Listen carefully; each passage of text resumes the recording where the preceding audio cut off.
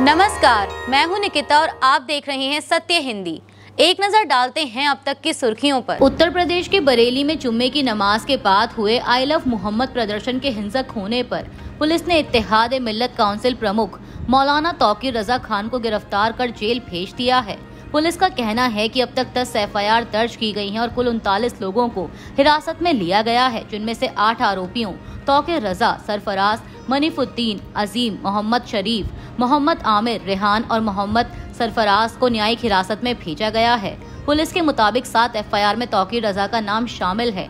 जुलूस की अनुमति प्रशासन ने नहीं दी थी, लेकिन भीड़ दरगाह से आगे बढ़ी तो पुलिस से झड़प और पथराव और लाठीचार्ज हुआ, जिसमें फायरिंग भी हुई और कई लोग घायल हुए।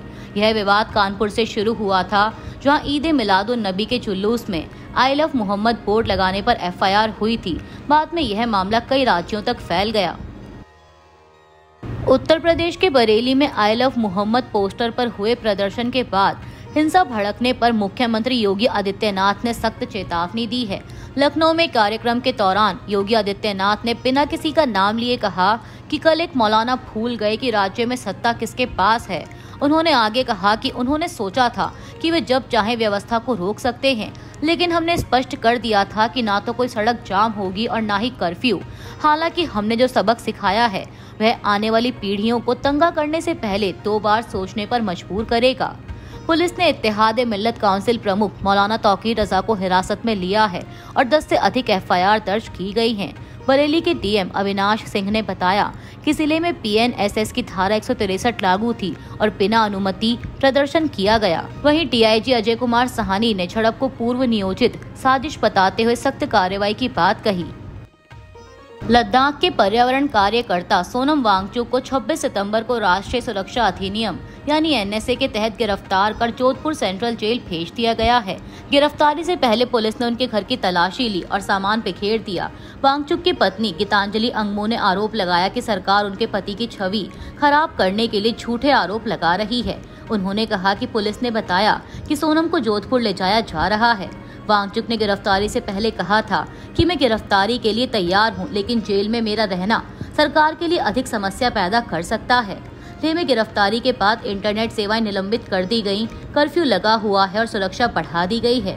सरकार ने उन पर लेह में दिए भाषणों से लोगों को भड़काने और 24 सितंबर की हिंसा भड़काने का आरोप लगाया, जिसमें 4 लोगों की मौत हुई थी। वांगचुक ने हालांकि हिंसा की निंदा की थी।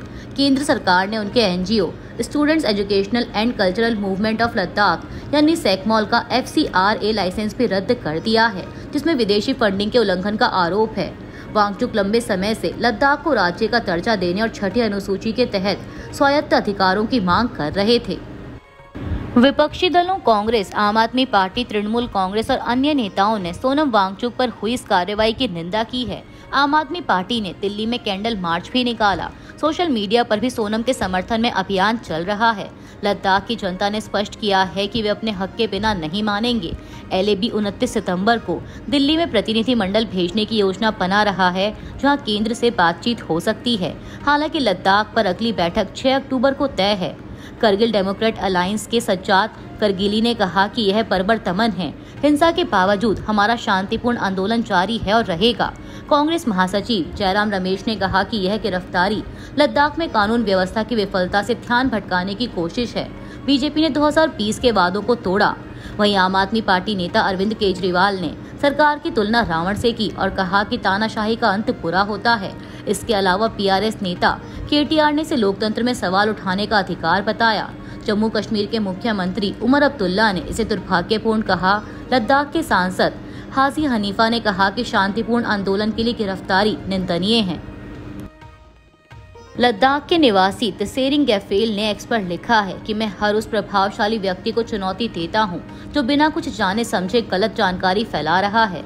लद्दाख जाकर किसी भी अनजान व्यक्ति का इंटरव्यू लो, सिवाय बीजेपी के स्थानीय नेता के। आप किसी को भी चुन सकते हैं, धार्मिक नेता, स्थानीय ग्रामीण, युवा, स्कूली छात्र या कोई भी। आपको सोनम वांगचुक के बारे में गलत कहने वाला कोई नहीं मिलेगा, बल्कि आपको उनकी बहुत तारीफ मिलेगी, क्योंकि हम सभी कई सालों से जमीनी हकीकत जानते हैं। अपने एक अन्य ट्वीट में लद्दाख के इस निवासी ने लिखा है कि लद्दाखी लोग पिछले 5 सालों से शांतिपूर्ण विरोध मार्च, उपवास और पद यात्रा कर रहे हैं। हम हमेशा शांति और शांतिपूर्ण क्रांति में विश्वास करते हैं। उम्मीद है कि सरकार हमारी मांगे पूरी करेगी और सीआरपीएफ द्वारा ली गई 4 निर्दोष जानों के लिए न्याय करेगी। सत्य सत्य ही रहेगा। असम में हुए निकाय चुनाव में बीजेपी और मुख्यमंत्री हेमंत बिस्वा शर्मा को झटका लगा है। बोडोलैंड पीपल्स फ्रंट यानी पीपीएफ ने 2025 के बोडोलैंड प्रादेशिक परिषद यानी पीटीएस चुनावों में 40 में से 28 सीटें जीतकर भारी जीत हासिल की है और अगली परिषद बनाने की अपनी स्थिति मजबूत कर ली है। असम राज्य चुनाव आयोग के अनुसार प्रमोद बोरो के नेतृत्व वाली यूनाइटेड पीपल्स पार्टी लिबरल यानी यूपीपीएल ने 7 सीटें हासिल की, जबकि भाजपा 5 ही सीटें जीत पाई। बीटीएस चुनाव के लिए मतगणना 26 सितंबर को कड़ी सुरक्षा के बीच हुई। इंदौर के शीतल माता मार्केट में मुस्लिम दुकानदारों और कर्मचारियों को जबरन हटाने का मामला सामने आया है। स्क्रॉल की रिपोर्ट के मुताबिक अरबाज शेख, जिन्होंने 12 साल पहले यहां सेल्स बॉय के रूप में काम शुरू किया था, अपनी दुकान चलाने लगे थे। हालांकि 22 सितंबर को उन्हें दुकान खाली करनी पड़ी, सारा स्टॉक घर ले जाना पड़ा और 5 कर्मचारियों को निकालना पड़ा। इस आदेश के पीछे बीजेपी विधायक मालिनी गौर के बेटे अक्षय गौर का हाथ बताया जा रहा है। उन्होंने दुकानदारों से कहा कि 25 सितंबर तक मुस्लिम किराएदारों और कर्मचारियों को हटाया जाए। इससे करीब 40 से 50 मुस्लिम दुकानदारों और 100 कर्मचारियों की नौकरियां प्रभावित हुई हैं। हालांकि हिंदू और मुस्लिम दुकानदारों और कर्मचारियों ने राजवाड़ा में एकता दिखाते हुए विरोध प्रदर्शन किया। उन्होंने काले पोस्टर लिए और हिंदू मुस्लिम भाईचारे का संदेश दिया। सादा सुहागन नाम की दुकान के मालिक बलवंत सिंह राठौड़ ने कहा कि हिंदू मुस्लिम भाईचारा बना रहना चाहिए। हमें अपने पेट के लिए लड़ना है, जरूरत पड़ी तो कोर्ट भी जाएंगे। व्यवसायी राज कुंद्रा पर बिटकॉइन घोटाले में मनी लॉन्ड्रिंग का गंभीर आरोप लगा है। ईडी ने विशेष पीएमएलए अदालत में आरोप पत्र दाखिल करते हुए कहा कि कुंद्रा के पास 285 बिटकॉइन है, जिनकी मौजूदा कीमत करीब 150 करोड़ है। ये बिटकॉइन उन्हें गेन बिटकॉइन पोंजी स्कीम के मास्टरमाइंड अमित भारद्वाज से मिले थे। जांच में सामने आया कि बिटकॉइन का इस्तेमाल यूक्रेन में माइनिंग फार्म लगाने के लिए होना था, लेकिन सौदा विफल हो गया और कुंद्रा ने इन्हें अपने पास रखा। ईडी ने आरोप लगाया कि कुंद्रा ने वॉलेट पते छिपाए, सबूत नष्ट किए और अपनी पत्नी शिल्पा शेट्टी के साथ कम कीमत पर लेन देन कर अवैध धन की उत्पत्ति छिपाने की कोशिश की। एजेंसी ने उनके सिर्फ मध्यस्थ होने के दावे को खारिज कर दिया। इसके अलावा कुंद्रा और शिल्पा शेट्टी पर 60 करोड़ रुपए के एक अन्य धोखाधड़ी मामले में भी जांच चल रही है। संयुक्त राष्ट्र महासभा यानी यूएनजीए में पाकिस्तान के प्रधानमंत्री शहबाज शरीफ के भाषण पर भारत ने कड़ा विरोध जताया है। पाकिस्तान पर आतंकवाद को बढ़ावा देने और झूठ फैलाने का आरोप लगाया गया।